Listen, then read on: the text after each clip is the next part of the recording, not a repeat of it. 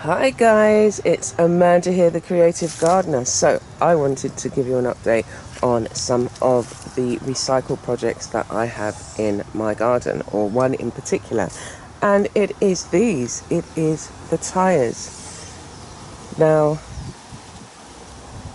millions, I'm sure, of tyres get thrown away and dumped and placed in landfill every year. If not, that higher might be bigger for a yearly rate. Anyway, what I've been doing is very early on in my gardening adventure, I saw some projects in which you could turn tyres inside out and use them as plant pots. Now, these particular ones I haven't been very imaginative with because I didn't realise there were certain tyres that you could use, and it's the thinner tyres, unless you've got a particular machine. I'm not sure what the machine is, where you cut the rim off because the rim has got some sort of metal in it, it feels like. But with these thicker tyres, it's really difficult for, to say, a human to turn it inside out. So these two, well, this one's got a cotton plant in it, but those two over there are waiting to be filled. They've been filled and with leaves and branches, and over time it's just died down, and that's what it's left. And put cardboard in there at the bottom so you didn't have weeds growing in the top. But for the rest of them, come with me. So oh no, I don't think this one's got anything in it. It's these particular plants that I planted on the other side of the tyre, because what I'm trying to do is grow like a mini hedge on the other side of the tyre. But take a look at this. In this one I've got Pride of Barbados. Now, how many plants have I got? I've got 4, so it's probably, they're slightly restricted, but they are going to grow to a reasonable height, or maybe if I thin it out and put 2 in there, but they'll go to a reasonable height like my other 2, which have kind of like grown to at least, well, you'll see anyway, but at least say 3 feet, I think. So in this one I've got some a moringa plant growing, and I'm not sure what this is. It might be a thistle, not a thistle, nettle, but I'm not going to feel it to check. I did do that to one of the plants which looked similar to this, and my fingers were stinging. So all I decided to do with these is, if I can't turn them inside out, I didn't want to I think I did it the opposite way round, and I'd put soil in, and then I thought, oh, I should paint them, but I thought I'd just leave them this colour because they're all the same. So if I want, I can put some, get some stencil and put some stenciling around it and make it look different, but I've got other priorities in the garden. So what did we have in here? I think in here we had pomegranate. I took a cutting from a pomegranate, and I'd also tried to grow some sweet corn, and that's the remnants. It just didn't like it in here, and these can get quite dry, and it looks like we've got this thistle plant growing as well, but I'm okay with them here because I don't come into contact with them on a regular basis, and I've always got my gloves on. But the other thing we've got growing is a vine of sorts, and I need to get rid of that because, as you can see, it's grown up and it's tried to choke. So moving along, I had planted some papaya seeds, loads of them, and they all seem to come up.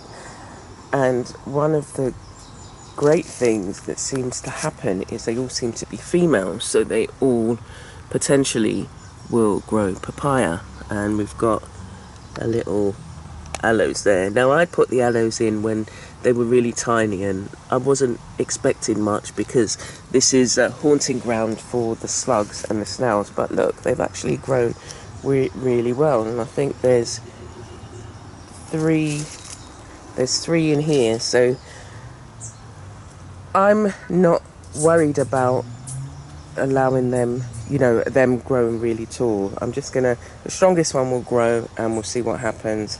And in this one is a similar story. I've got an aloe plant and several papaya in here. Now you'll understand about the papaya when you realise that, I mean, I've got papaya all over the place. So these hopefully will be a distraction to some of the slugs and snails, and I do try and keep their population under control. And this is the biggest one. There's two in here and they both seem to be growing quite well.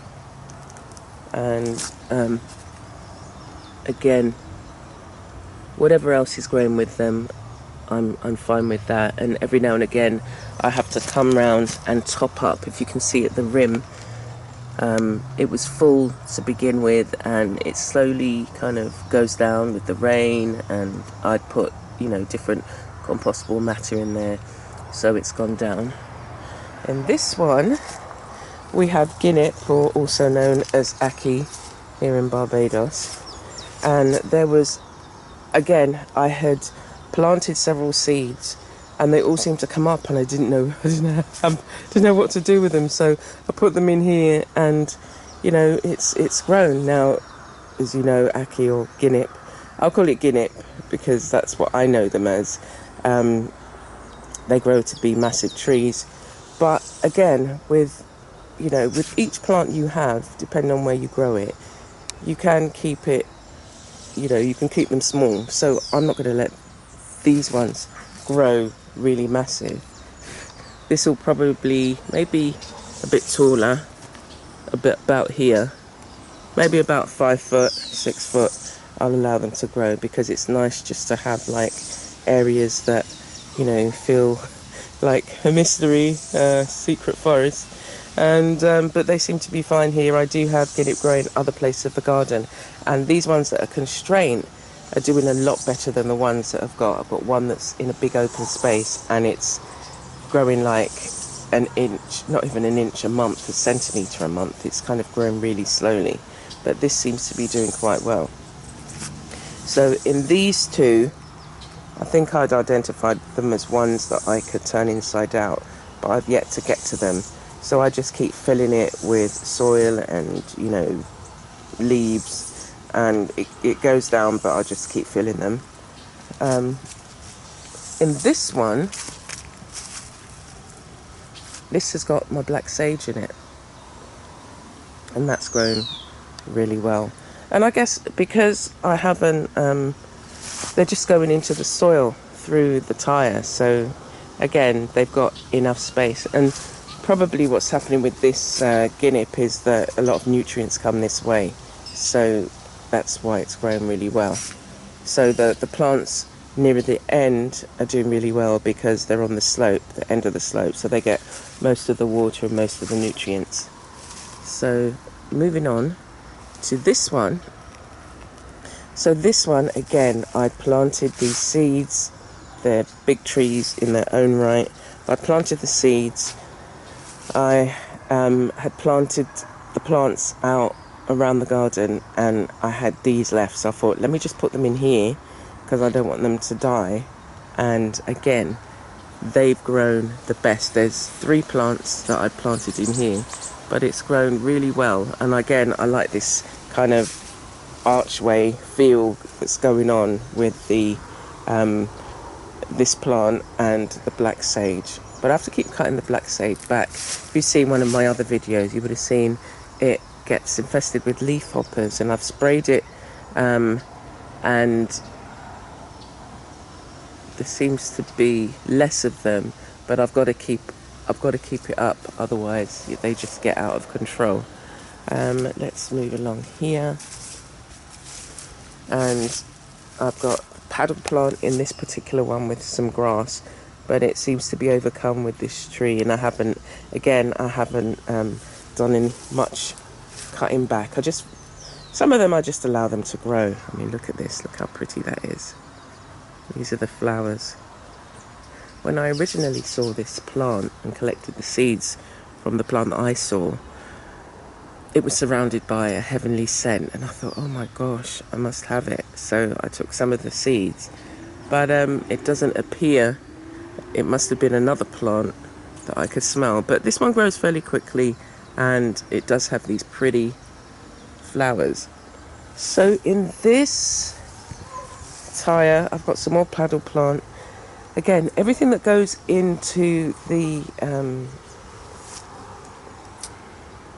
tires have been put there because I'd had excess, wasn't sure what to do with it, and thought, let me just put them down here for now, let me just fill it with something.